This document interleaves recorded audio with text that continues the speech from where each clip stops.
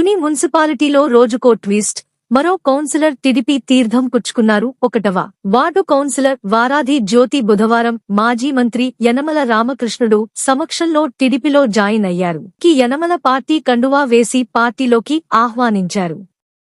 Ward అభివృద్ధికే టీడీపీలోకి చేరాలని ఆమె తెలిపారు.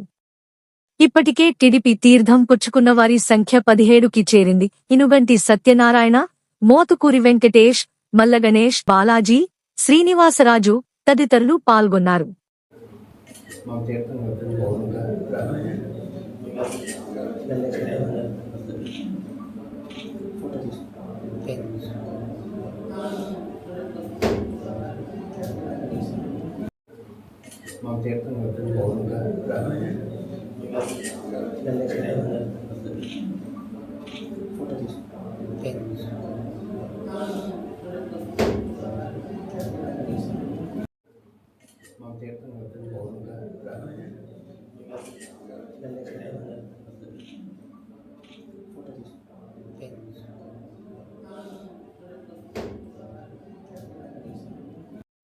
అనే